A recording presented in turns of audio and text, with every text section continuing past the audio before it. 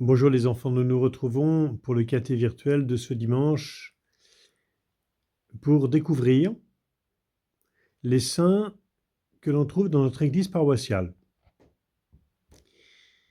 Vous allez découvrir 4 belles figures de saints, plus exactement non, 5 belles figures de saints dans l'église elle-même et puis un autre saint dans le sanctuaire. Les saints, ce sont des hommes et des femmes qui ont écouté la parole de Dieu et qui l'ont mise en pratique chaque jour de leur vie, à l'écoute de la parole de Dieu pour obéir à ce que Dieu nous demande. Ce que Dieu nous demande, c'est toujours pour notre bien, même si parfois nous ne le comprenons pas, parce que Dieu est amour et il veut le bonheur de ses enfants. Et les saints sont des hommes et des femmes qui ont écouté la parole de Dieu et qui l'ont mise en pratique. Ainsi donc, les saints ont mis en pratique la parole de Dieu et ils nous montrent le chemin qui conduit à Jésus. Ils nous montrent le chemin qui conduit à Jésus. Et il est une sainte en particulier qui nous montre le chemin qui conduit à Jésus, c'est la Vierge Marie, puisque la Vierge Marie a dit quelques paroles dans l'Évangile, et parmi ces paroles qu'elle nous laisse, il y en a une qu'elle a dite aux noces de Cana, lorsque Jésus a transformé l'eau en vin. La Vierge Marie a dit aux serviteurs, et ce qu'elle a dit aux serviteurs, c'est à chacune et chacun d'entre nous que la Vierge Marie le dit, faites tout ce que Jésus vous dira. Faites tout ce que Jésus vous dira. La première sainte qui est représentée dans notre église, c'est Notre-Dame de la Salette, que nous avons déjà découvert quand nous avons vu notre porte d'entrée lors de notre dernier caté virtuel. Notre-Dame de la Salette qui, comme vous le voyez, porte la croix de Jésus autour du cou, la croix de Jésus avec les instruments de la Passion, la tenaille et le marteau. La croix de Jésus, elle est glorieuse, c'est pour ça qu'il y a des rayons autour de la croix, parce que nous savons que Jésus, mort sur la croix, est ressuscité le 3e jour. Il est vainqueur de la mort par sa résurrection.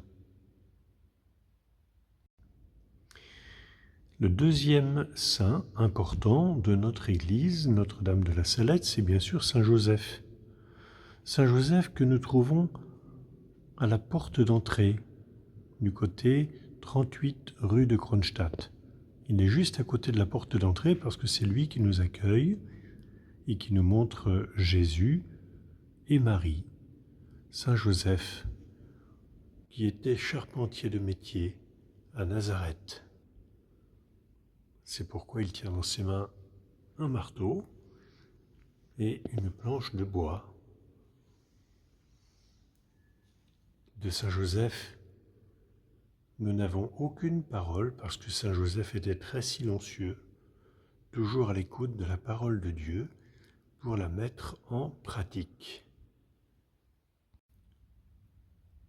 Le troisième saint représenté dans notre église paroissiale, c'est Saint Vincent de Paul, que nous trouvons, lui, à l'entrée de l'église côté 27 rue de Danzig. Saint Vincent de Paul qui est le saint patron des religieux de Saint Vincent de Paul, dont je fais partie comme curé de la paroisse. Je fais partie de la communauté des religieux de Saint Vincent de Paul, ainsi que le Père Germex et le Père Jean-Louis. Saint Vincent de Paul qui était le grand apôtre de la charité, qui a beaucoup fait pour secourir les pauvres, leur apporter bien sûr l'assistance matérielle dont ils avaient besoin, mais aussi et surtout pour leur apprendre à mieux connaître et à mieux aimer Jésus. Saint Vincent de Paul qui a vécu de 1580 à 1660. Le quatrième saint de notre église paroissiale, c'est saint Jean-Marie Vianney, que l'on appelle aussi le saint curé d'Ars. Ars étant le village dont il était le curé de paroisse. Il a vécu au XIXe siècle. Un grand saint, très amoureux de Jésus présent dans l'Eucharistie, un grand saint qui a beaucoup confessé, c'est-à-dire donné le pardon de Jésus dans le sacrement de réconciliation. Ce grand saint, nous en avons conservé, nous avons le bonheur d'en avoir des reliques importantes dans le reliquaire, c'est-à-dire cette armoire vitrée qui contient des restes ou des objets qui ont appartenu au saint curé d'Ars, à saint Jean-Marie Vianney.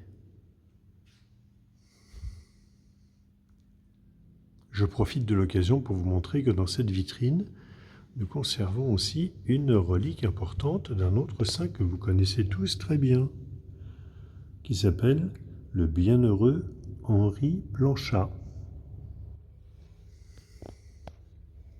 Et voici la croix dans laquelle se trouve une relique de saint du bienheureux Henri Planchat. Enfin, le cinquième saint, de notre église paroissiale, c'est un pape et qui s'appelle saint Jean-Paul II. Saint Jean-Paul II. Un grand pape qui a régné dans l'Église pendant plus de 25 ans. Avant le pape Léon XIV, comme pape, il y a eu le pape François, puis avant lui le pape Benoît XVI et le pape Jean-Paul II, qui a été déclaré saint le dimanche de la Miséricorde, le dimanche après Pâques 2014. Le quatrième saint qui est représenté sur le mur à gauche quand on entre dans le sanctuaire, c'est Saint Michel, Saint Michel Archange. Il fait partie des archanges comme Saint Gabriel, Saint Raphaël. Saint Michel, son nom signifie « qui est comme Dieu ». En effet, vous constatez que Saint Michel, il tient dans sa main droite une épée. Il est prêt à frapper un dragon. Et ce dragon, c'est le diable, le démon, Lucifer. Saint Michel s'est levé contre le dragon, contre le démon, pour défendre l'honneur de Dieu. C'est pour cela que son nom signifie « qui est comme Dieu ». La réponse c'est « personne ». Dieu est au-dessus de toutes les créatures, des hommes et des anges. Saint Michel est donc représenté à gauche quand on entre dans le sanctuaire où repose le bienheureux Henri Planchat et le vénérable Jean-Léon Le Prévost.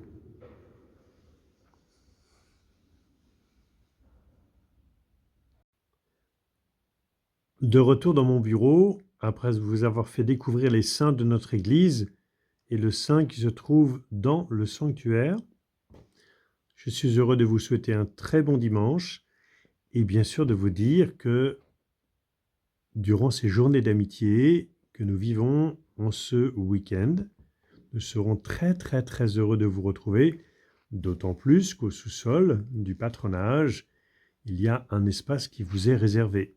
Alors dites bien à vos parents de vous emmener à ces journées d'amitié. Allez, à très bientôt et bon dimanche.